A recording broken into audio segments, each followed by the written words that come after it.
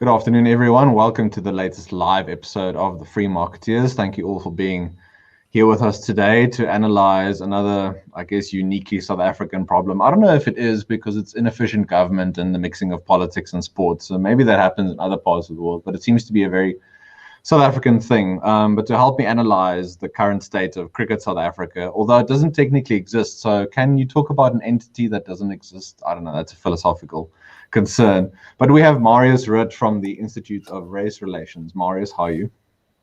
How's it, Chris? Hello to your listeners as well, or your viewers. Yeah, thanks very much for being here. We really appreciate it. For those of you who don't know Marius, he's currently an analyst and writer at the RR and deputy editor of the Institute's online news platform, The Daily Friend. I recommend that you all follow The Daily Friend. I'll do also link to that in the description below, where you can find all of Marius' articles as well as those of his colleagues and others associated with the Institute. So follow them for daily news and breakdowns of South Africa's economic and social landscape. Marius, where do we begin with Cricket South Africa? I think in the last 2 weeks, in a nutshell, the entity, I think, doesn't exist right now. So technically, the protein and that sort of thing. But you tell us, what is Cricket South Africa at the moment, or what isn't it? So Cricket South Africa does actually exist. It was very close to not existing, though. It was kind of a 1 minute to midnight thing where Cricket South Africa came to its senses and decided to do the right thing. Effectively what happened is, in Cricket South Africa, there's two bodies that control the organization. One is the Members' Council, which is made up of the 14 presidents, the presidents of the 14 provincial unions. So that is the president of Central Gauteng, president of Western Province, and they are elected by the various clubs in that province to become and then they represent the province at CSA by sitting on this Members' Council. Then there was also the CSA board, which actually reports to the Members' Council. But there was a big conflict of interest. The issue was that the board was made up of 12 members, 7 of these being members of the Members' Council. So you can see the conflict of interest there.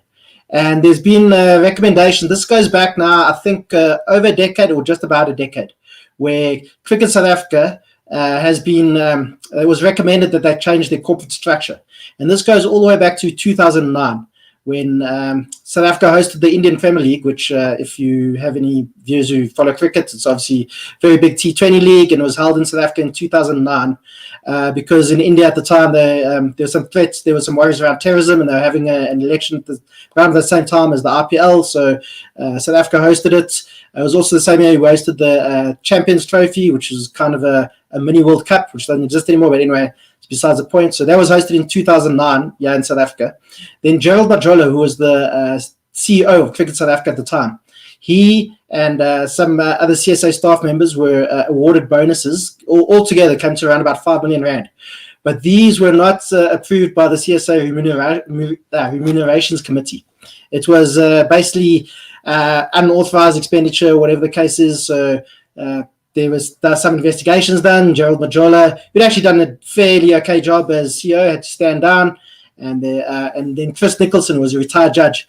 He came in to look at what was happening at CSA, and he made a couple of recommendations. One of these was to create an independent board because the board at the time was made up of, as I say, 7 members coming from the Members' Council and 5 independents. But obviously now the board's not going to be independent. But so these recommendations have been around for ages, and there's been fighting around it. And the Members' Council, being the highest decision-making body at Cricket South Africa, has been against the formation of or allowing a majority of independents on the CSA board. And so this is what basically it all came down to. This is what the fighting's been about over the last few months, or whatever the case is. And eventually, and I'd say this is actually one place where government intervention actually made sense. CSA there's been so many problems at CSA, and a lot of them are just to do with administration, corruption, wastage of money. The former CEO, Tabang More, he was fired at the end in August last year, I think it was, for breaking the Companies Act. He's also spending money on alcohol. I think there were a couple of reports of him spent 20,000 rand in a bar in Cape Town, and on the CSA corporate credit card and that kind of thing. So he was fired, and so Nathi Mthethwa, the Minister of Sport, he intervened and appointed an independent board, and they came up with new memorandum of incorporation for CSA to get kind of clean slate for the organization. But this had to be approved by the Members Council, and the Members Council has been refusing to do it.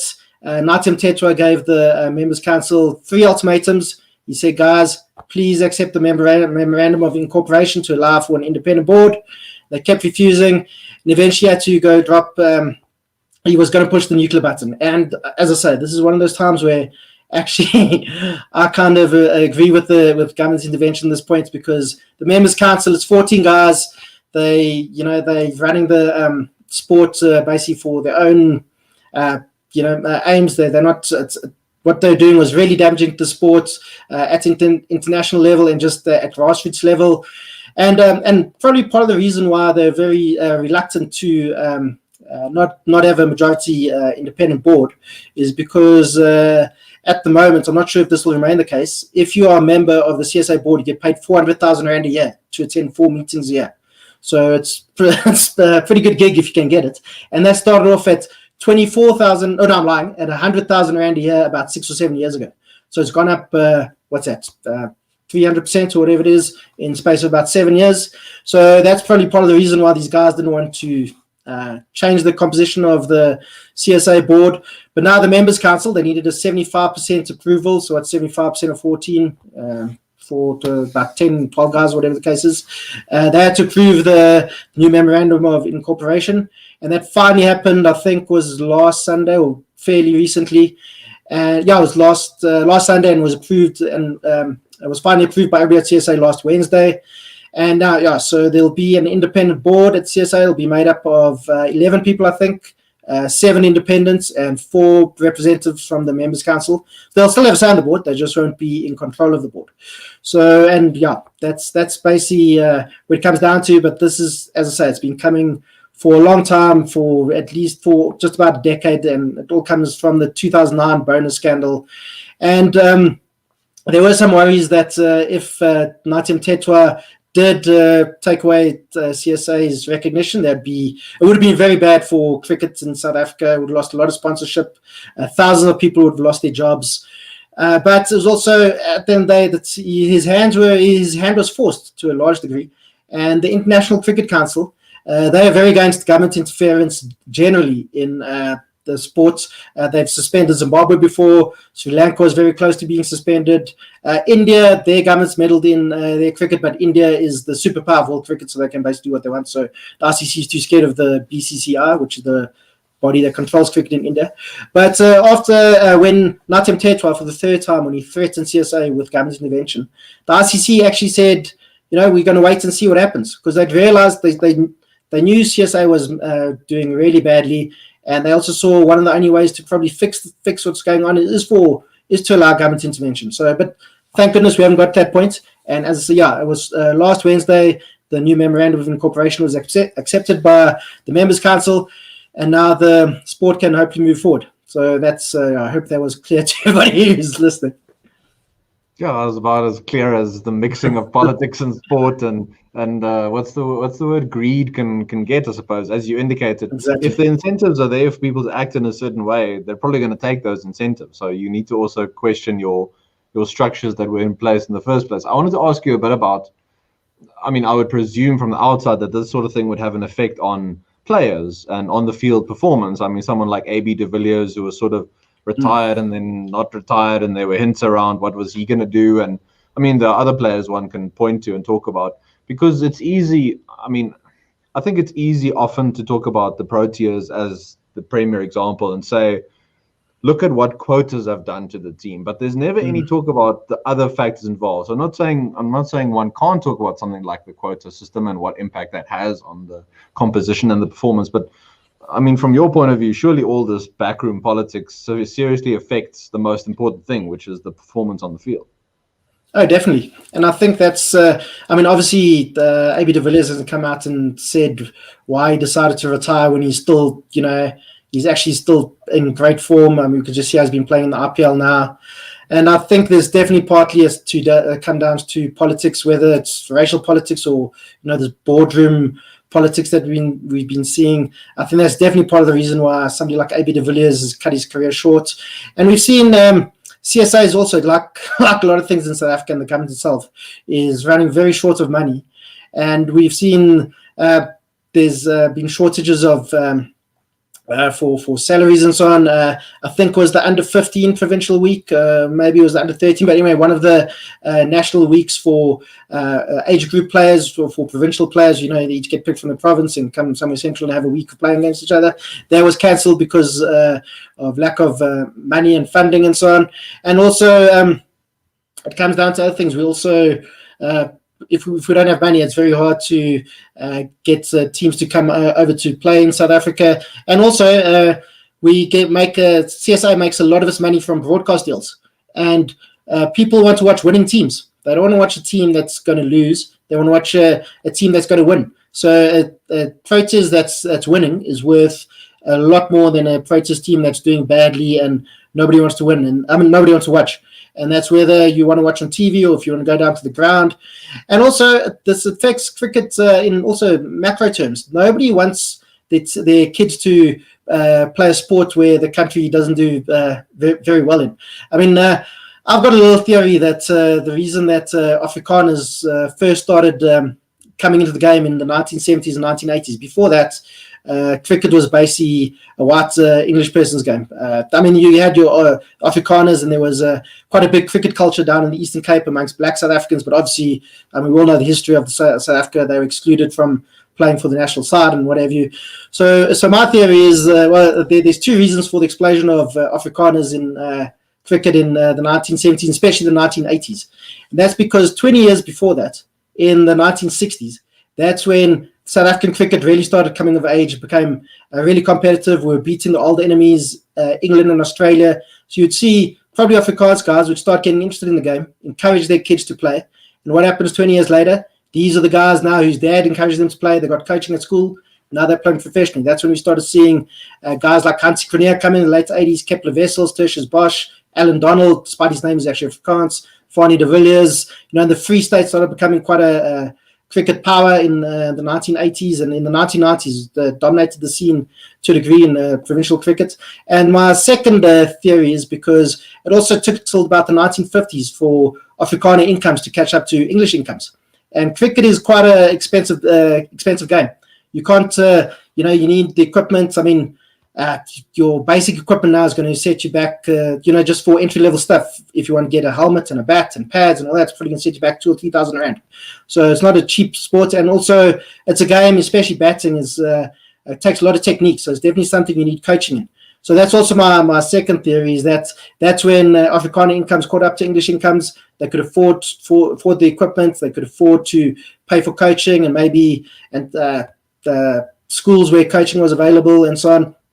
And I think we start to see that kind of thing happen with the entry, especially of black South Africans into the national side. As I say, there was definitely a cricket culture down in the Eastern Cape. Not so much amongst black South Africans, not so much amongst others, but I think there's been some organic growth in cricket in the country. But that said, nearly everybody who plays cricket for South Africa, where it doesn't matter what color they are, they come from a fairly privileged background. For example, Kagiso Rabada, his dad is a doctor, his mother's a lawyer. He went to St. Stithians. I read an interview with Kagiso Rabada's dad. He said Kagiso Rabada wanted for nothing growing up. That guy, he got everything he wanted. That's not to say he didn't work his ass off and he had to work very hard to play cricket for South Africa. He's one of the best players in the world at the moment. You don't just become one of the best players in the world because you come from a privileged family and go to a decent school.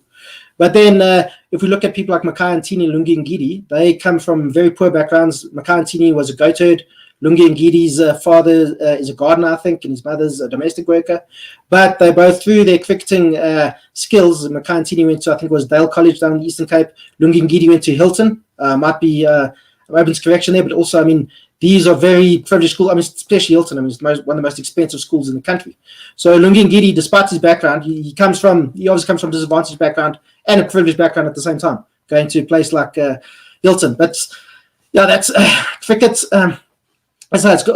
People who play cricket for South Africa, it's always going to come from a fairly privileged position, and this isn't a South African only phenomenon. Excuse me. If you look at in England, the vast majority of people who play cricket for England come from private schools or what they'd call fee-paying schools in the UK, and very few people come from London itself these days.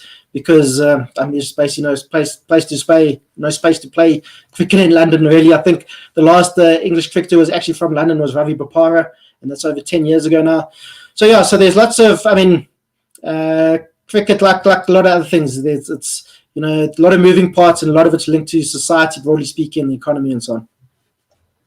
Yeah, I think it's very, very interesting and good to highlight how, just again, economic freedom and economic growth has this filter down. It's not trickle down, but it's a filter down effect, I think, and a ripple effect in terms of what people then have access to and what sort of things they can do with their leisure time. I mean, that's a part of what I think we take for granted now, how much more free time we have compared to people even 50 years ago or 100 years ago, when you had to work much longer hours to earn the same amount that people earn now doing a certain job, and then they can use the extra time and the money to do hobbies and sports and other areas of interest. So I think that's important to highlight. I wanted to ask you a bit about, it's difficult to say for sure whether Cricket South Africa will now do what is needed. Are there any signs to you that point in sort of a certain direction, any weather vane, indicators that we should look at or not, that people can look at for the next few weeks and say, okay, it is now sort of the ship is being righted, things will head in the right direction? I mean, I think for the next few months, people are just going to be worried about the British and Irish Lions rugby tour going ahead, and they might not all talk about Cricket South Africa, but what do you think? Yeah, I think the fact that the Members' Council accepted the new Memorandum of Incorporation is a very good sign. Also, that said, I think the fact that Graham Smith was appointed director of cricket at Cricket South Africa a few months ago was already a sign that there's some people in the organisation trying to do the right thing. So, yeah, I think overall we're seeing, I think there's some positive signs. It obviously depends who gets appointed to the board and so on. But it seemed that this interim board that was appointed now, they'd had some good people on it. Even then, there was some boardroom politics. There was a guy called Umpile Ramela. He's played cricket for South Africa A, which is basically the Proteas second team. I think he was at St. John's, sorry. Yes, he was. Yeah, I think he's from Soweto originally, but he went to St. John's. And also fairly privileged guy. I mean, if you managed to go to St. John's, and then also a couple of economic degrees at the University of Stellenbosch. Also, if you're going to the University of Stellenbosch, you're probably doing all rightish for yourself. So there was some fighting. He was very opposed to what was happening with the interim board. He's also a big fan of the EFF, going by his Twitter accounts. But when he was first appointed, it seemed like he was a right guy for the job, but he seems to... there's also a lot of race politics coming from Ramela, and he seemed to be one of the guys putting a spanner in the works with what was happening there. But but apart from that, the board itself that was appointed by Natem Tetwa seemed to be made up of good people who had cricket's best interests at heart. And Stavro Nicolau, I'm not sure how you say his name, he is the interim chair of the board. Also a person who seemed had the sport's best interests at heart. And I'd be remiss not to tell you and the watchers and the listeners about a lady called Eugenia Kula Ameyo. I think that's how you say her name. She was on the CSA's board last year, I think it was. She was appointed to look after the transformation issues at CSA. And what was very interesting about this lady is that I asked whether she liked cricket. She said no, she didn't like it because it takes too long. So now, obviously, you don't. I think it's a bit of a dog whistle when people say no, you need cricket people to be involved in cricket. But I think it's a bit. I think it's very important to really believe in the product that you're selling. And if you're on the CSA's board, the product you're selling is cricket. If you don't even watch it because you find it too boring, I don't think you should be on the board of the body. It's the same as somebody who doesn't read or thinks, books are for idiots, who's on the board of exclusive books or something like that. You need somebody who's a fan of the product, whether they played the sport or not. Same as you don't need to be a publisher to be on the board of exclusive books. But you obviously need to be be a book lover and so on.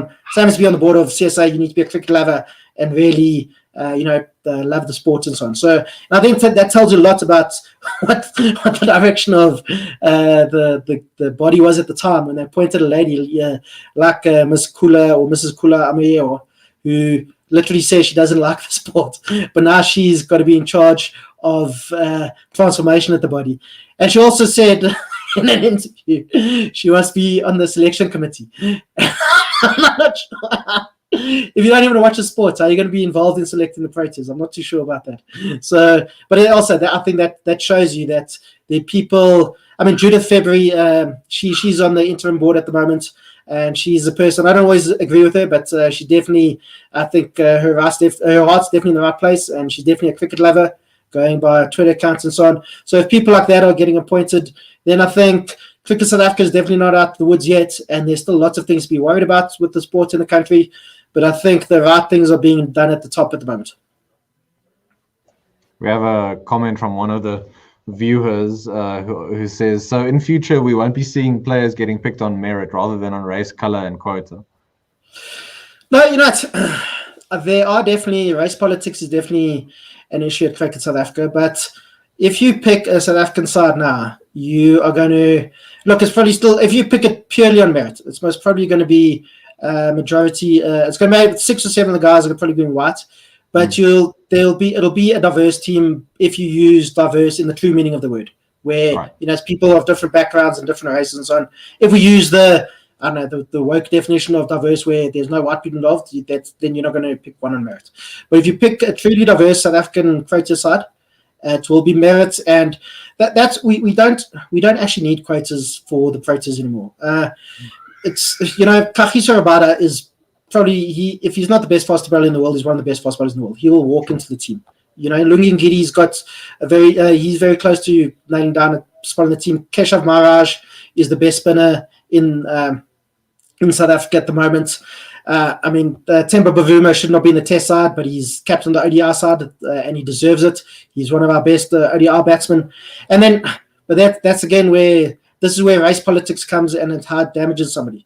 Temba Bavuma, as I say, he should not be in the South African Test side. He should not be in the 5-day side. He averages 30 after 40 Test matches with 100. If anybody who follows cricket will tell you that is not good enough for somebody who's played 40 Test matches. Temba Bavuma should not be playing in the Test side. But Temba Bavuma he's only played a handful of one-day games, I think about 10. Could call up his stats quick, but I think he averages over 50. And he deserves to be in the team. I think he scored 100 on debut. He's just been appointed captain, and that appointment was made on merit, in my opinion. Temba Bavuma has proved his captaincy credentials. He's proved to be a great captain for the Lions. And as I say, his record, it's a small sample, unfortunately, as I say, but his record for South Africa in ODIs and T20s, you can't argue with it. He deserves to be in the side, but he should not be in the Test side, but he keeps getting picked because he's really the only black South African at the moment who, should be anywhere close to the Test side of merits, but unfortunately he's had a long period to prove that he deserves to be in the Test side, and unfortunately the numbers don't say it. But because of politics, he keeps getting picked, where actually he should forget about the Test side and he should concentrate on ODIs and T20s. And that's the problem. A lot of people, and I think Andile Pechlukwai is another example. He's a good cricketer. He's done well for South Africa. He's just not in great form at the moment. Now the recent T20s against Pakistan, he was playing as a batsman when he's a bowler. He's an all-rounder, but he's definitely more of a bowler. And I think in the last T20s, the last 3 T20s, he only bowled 2 overs in the last match. He didn't bowl in the 2 previous ones, and he was playing as a batsman. And that's because of the Proteas had to have a certain amount of players of color and black players in the team. And the team is going to, if you're picking your team because it needs to fulfill certain racial metrics, you are always going to be doing poorly. You need to pick firstly on cricketing reasons, and then and as I say, the racial issues will solve themselves. South African cricket has moved so far from where it was 25 years ago, and as I say, any South African team now, if you can be kind of flexible with the targets, whatever you call it, it will be a diverse team and represent all South Africans. and that's what we should focus on. But so, I mean, just to tell you a bit about how the madness of race politics in South Africa. At club level, each team each province will have their club championship. Whoever wins that will go to they'll represent the province at the club championship. So each of the 14 provinces will send their club. They go play in a central place at the end of the season, whatever the case is. Each of these teams that comes from wherever it is, from Easterns, for example, my old club, Benoni Northerns from Easterns, won club champs a few years ago, so they went to go represent Easterns. So each of these teams has to have 3 players of color at the club championships. And I mean, this is social engineering. This is not, this is not a team representing Easterns, Benoni Northerns. This is a team, this is a club that's in the suburbs of Benoni, and it's so obviously it's going to draw people from, those are going to be the demographics. I mean, it's Benoni, so the demographics haven't changed that much over the last 30 odd years. But you can't. How do you tell a team made up of amateurs of a bunch of club guys?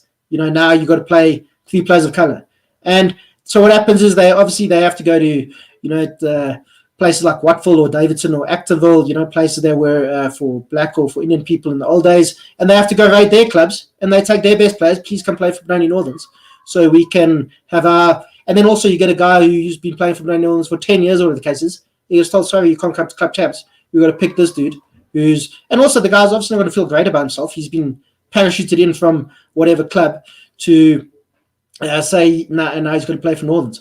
But another example of the madness of race politics, I think was 2 years ago now, the Cape Cobras, team from Cape Town, obviously.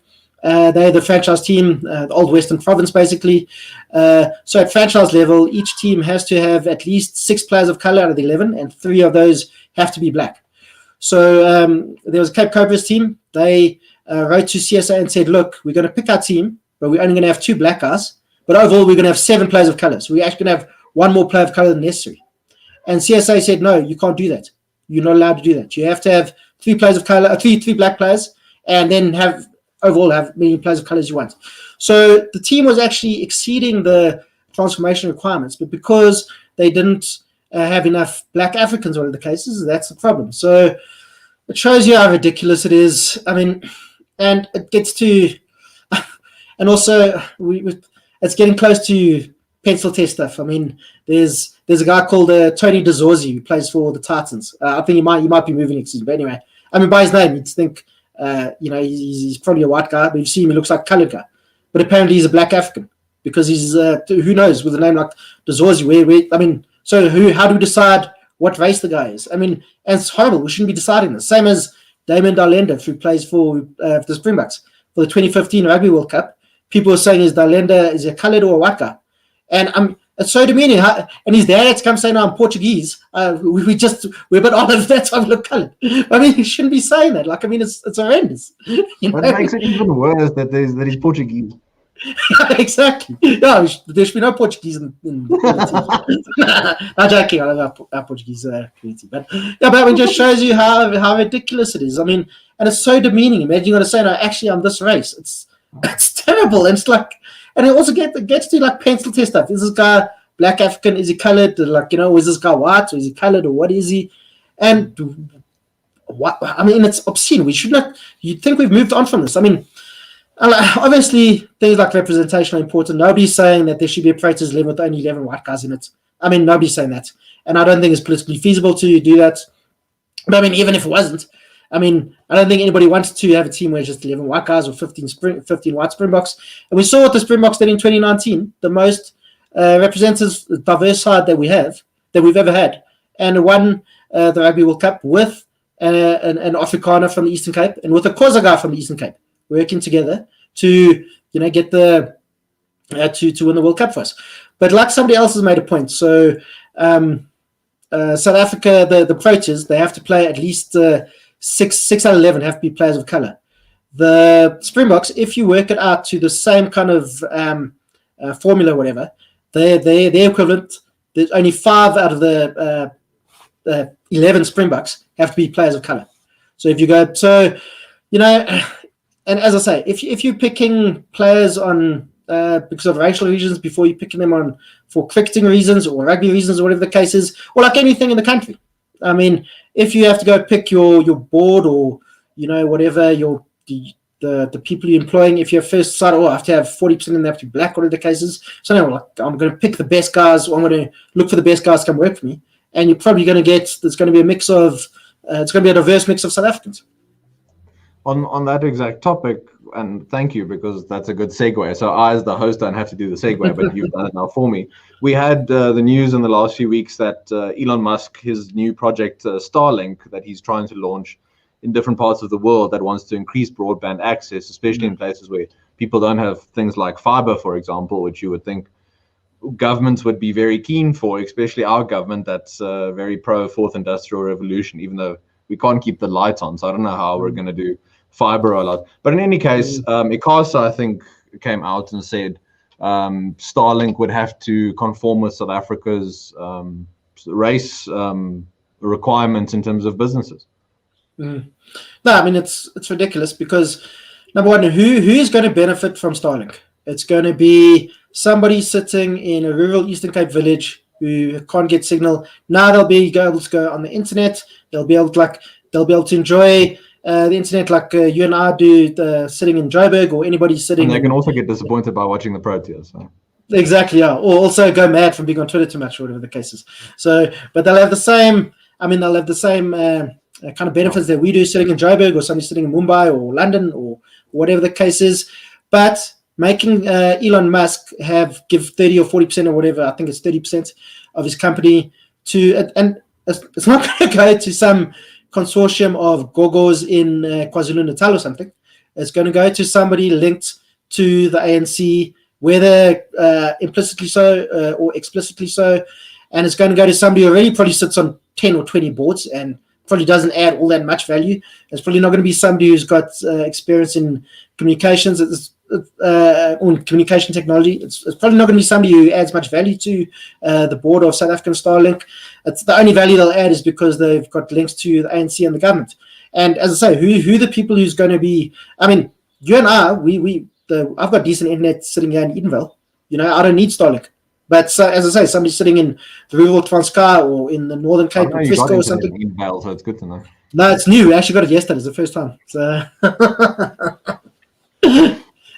they also let women start voting 2 years ago. Yeah, it was quite a thing. Very progressive in email. Watch out, there. It's going to become like Sodom and Gomorrah there very quickly. No, definitely. It's crazy. Marius, you have to tell us a bit about what's happening with the post office as well, because it's again an ICASA-related matter, as we mentioned our Starlink. ICASA also commented on this in the past week. Now, this sudden occurrence that the post office wants to be the only body that can deliver our parcels under 1 kg. I mean, that's if you want to talk about command and control economy, a sort of failed state, then you're reaching those levels now when the government-run post office wants to have a monopoly on a certain category of packages that can be delivered. I think it was Jacques Maria who tweeted today or yesterday just about the sort of signs of a failed state. There's obviously the big SOEs, electricity, inflation, that kind of stuff. We know that big stuff, but this is the kind of thing that again affects people on the day-to-day level. Well, I don't want to lie to you, but I saw a stat today that the courier industry in South Africa is worth, this might be far too high, 70 billion rand, maybe 70 million. But anyway, maybe it's 70 million, but I don't know. It was a significant amount. Even if it's only 70 million, that's a significant amount. And that's the courier industry. That's your postnet, that's your courier guy, whatever the case is. And these are people who are doing delivering your parcels and so on. And the fact is, if the post office worked properly, these guys wouldn't be doing this thing. They would have they wouldn't have a business. They wouldn't be able to do it because you'd use the post office because it'd probably be far cheaper than using a courier company or whatever the case is. But people are obviously they're prepared to rather pay the 100 rand for the courier fee than the 10 rand that the post office will cost. And I've been posting over lockdown. I ordered a couple of things on Bid or Buy, books or whatever, on Bid or Buy, whatever the case is. And I mean, you'd pay 100 rand delivery fee through the people, send it through Postnet. 2 or 3 days after you'd bought the thing on Bid or Buy or whatever it was, you'd get a call from my local post and say your package has arrived, and you go collect it, and it costs you R100. You know it's going to be safe. You can track it on the Postnet website or whatever the case is. And I mean, that's not even a full-on courier company, I don't think. I mean, just Postnet itself handling this kind of thing. So it's just, I mean, as I say, it's a simple, not a simple, it's a symptom of a failing state. I mean, South Africa, we all know it's definitely a flailing state, and I think we're getting very close to being a failing state. Which will, and that's, as you mentioned, with Starlink, with the post office, so also with the SABC saying they expect Netflix and MultiChoice to start collecting their license fees now. And also, that's also another thing. So they want to put, SABC suggested putting a household levy on each household in the country, whether you own a TV or not. And I think a lot of people, I mean, I myself, I don't own a TV anymore. I just, I use the DSTV app if I want to watch DSTV or whatever the case is, or you have Netflix and whatever. I don't own a television. And I'm sure a lot of people, even if they do own TVs, haven't watched SABC for years. And that's also another thing. If there was good content on SABC, people would watch it. That's the thing. People don't watch it because there's nothing they want to watch. And if there's a decent program, it's probably something that's been been on the DSTV 2 years before that. They've probably watched it all. They've probably already downloaded it. But that's also who suffers the most from the SABC failing. It's not you or me. It's not middle-class people sitting wherever. It's, people, again, it's the gogo sitting in rural Transkei or whatever, who listens to Mklobo Wenene or whatever. And then or watches the Khoza News on SABC2 or whatever channel that Khoza News is on, and that's your entertainment.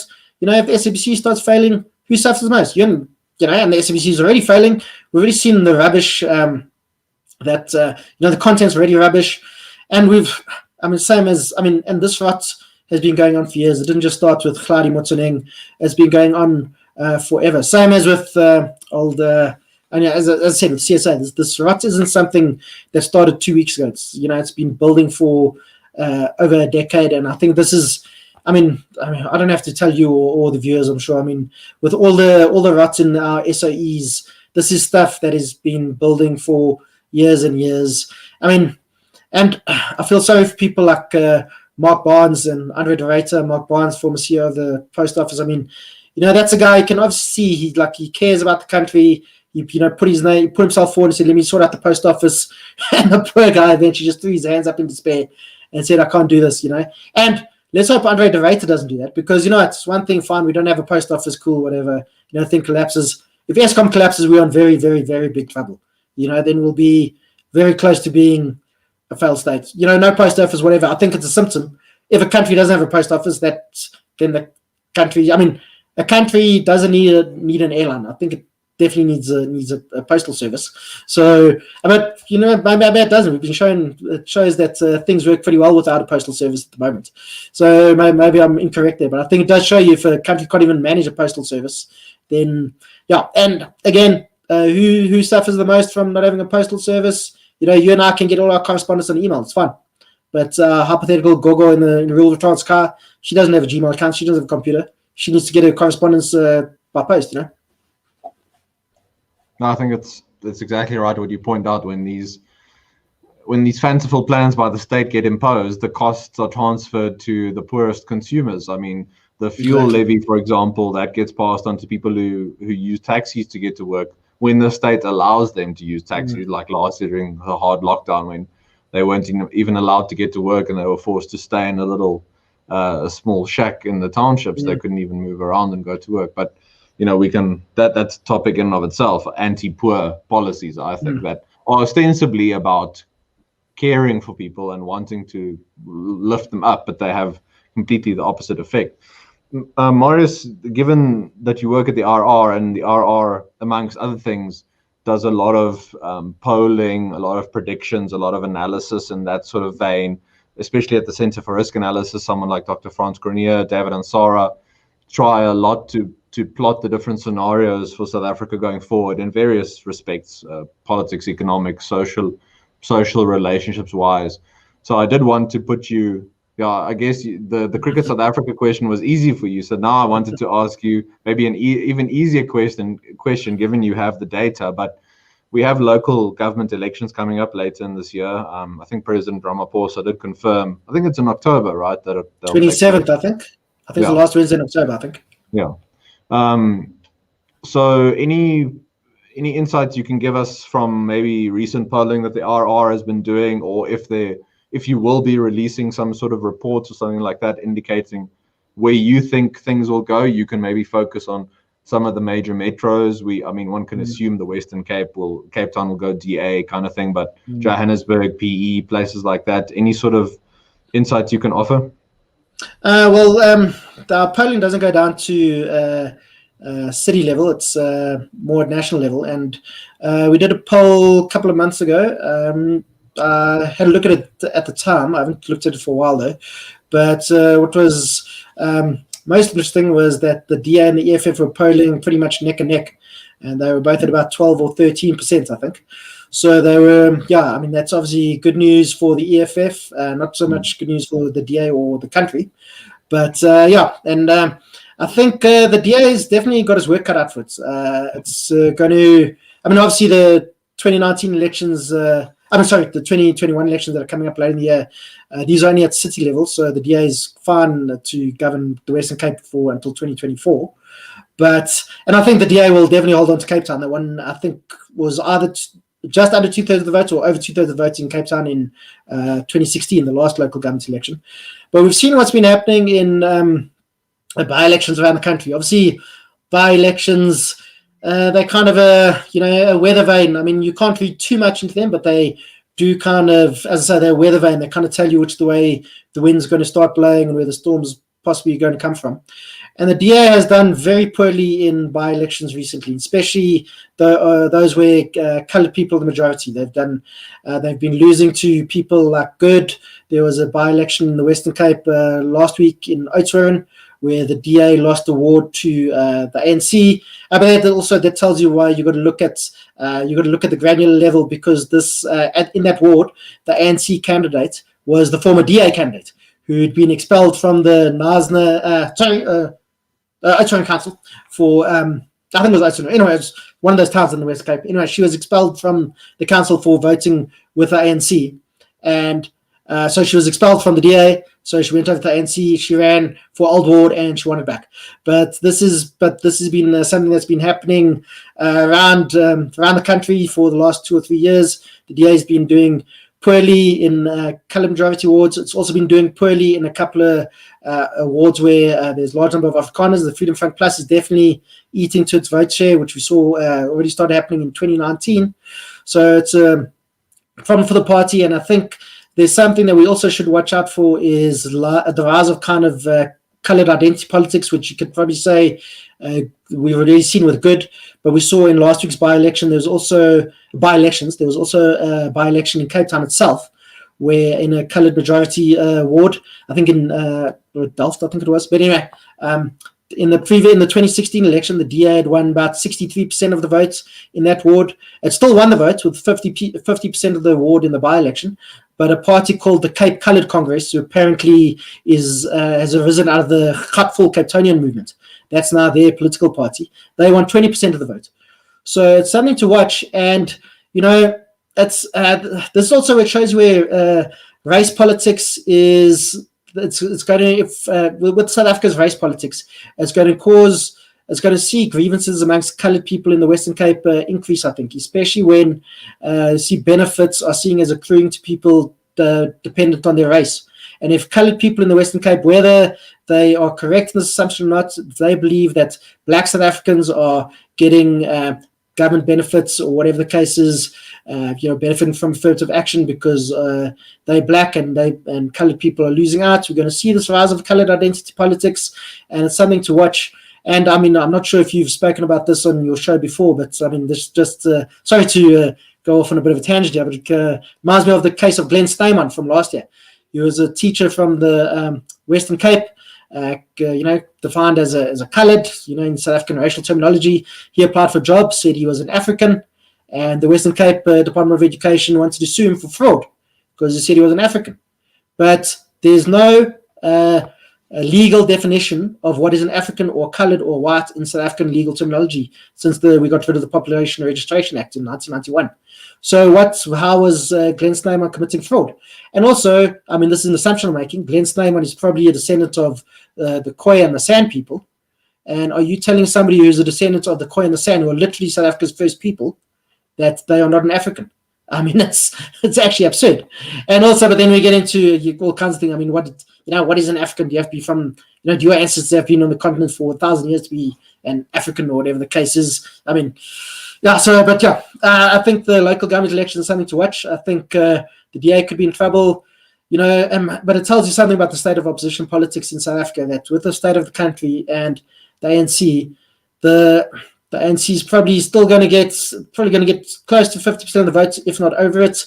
It's probably going to win back Johannesburg, might win back Nelson Mandela Bay, might win back Tshwane, and it's something to watch out for. But I think what needs to be pointed out is that the ANC's, if you combine the ANC and the EFF, if you assume that they're one organization, then the ANC's share of the vote has basically stayed pretty steady from 2004 up till 2019, around about mid 60s to about 2/3, because in 2004 I think the ANC got 69% of the vote. In 2019 they got 57 plus the EFF's 10%. That gives you 67%. But what has increased significantly is the number of people who do not vote or do not even register to vote. So that is what to watch out for, and that is the real, I mean, silent majority, if you want to call it that, whatever, but it's people who feel that the political system is not working for them anymore, and that is an untapped market. If a political party can start getting involved with get that kind of get that market, they'll do very well. And I think there's a couple of political parties to watch out for. I think obviously we'll have to see. I mean, the EFF is one to watch, and they pushed the ANC hard in a lot of urban wards in last week's by-elections, and they've done it around the country. They are often the ANC's only opposition in a lot of wards. The DA decides not to run or whatever the case is, and often, the EFF, I don't think they've won a by-election since 2016, but they always do pretty well. Well, not always, but they do pretty well in some places. They get 30 or 40% of the votes. But an anecdote that I'd like to tell you guys is that there was a by-election in Huntham in Northern Cape last year, and the EFF candidate got exactly 0 votes. So I thought that was, so the fellow didn't even vote for himself. So, but to be fair to him though, to be a candidate in a ward, you don't necessarily have to live in a ward. You just have to live in the municipalities. Maybe the poor chap didn't live in the ward, so, but still, he didn't manage to persuade one person in the entire ward to vote for him. So that tells you something. But I think somebody who might be interesting, might not, is Herman Mashaba and Action SA. I mean, they haven't run in any by-elections as far as I know. A couple of independents have run, and they've been endorsed by Herman Mashaba or Action SA, but they've done fairly poorly. I know 2 people, I think there are 2 candidates endorsed by him who ran in by-elections in Benoni last year, but they did quite badly. They got, a couple of % of the votes or whatever the case is. And Mashaba himself, he says he makes right noises on things like free markets and non-racialism, but then he says some weird things on Twitter, and from what I've heard, he was very close to the EFF when he was mayor of Johannesburg, and he let a lot of dodgy things slide under his watch. So, as I say, he says things I like about capitalism and free markets and non-racialism, but then he says things I don't like about foreigners and death penalty. And as I say, he said some things, and he was, for me, he was far too cozy to the FF, when he was mayor of Johannesburg. So, but I think, there's maybe also this kind of, because South Africans, I think, are pretty conservative, and I think Mashaba, he could, if things go his way, he could maybe tap into, or you could get to quite a few South Africans who like what he says, but we'll have to wait and see. What's that saying, or that line about I wish that you live in interesting times? I think that applies every single day in South Africa. So in a way, we should be thankful. Yeah, definitely. It's a Chinese curse, I think. Oh, okay, well then I'm glad I've imparted it to you and to all the viewers as well. So just pay it forward, isn't that the saying? Yeah. Yeah. All right. Thanks, Marius. I think we've done quite well to cover quite a range of topics today. It's been very useful and interesting for me, and I'm sure for the viewers as well. So thank you very much for your time today. Cool. Thanks a lot, Chris, and thanks to your viewers, and thanks for having me. No, always a pleasure. Hopefully we can get you back on very soon. Cool. To the viewers and listeners, thank you, of course, for joining us once again for another episode. If you haven't yet, please like the video. Please also subscribe to our channel and share the video on your different social media platforms. You can also find all of our work at www.freemarketfoundation.com. You'll find all our articles and research there. And as I mentioned, also go to the Daily Friend, which I link to in the description below for all of their articles and research as well. Have a good evening going forward. I will talk to you all again very soon. Take care. Bye-bye.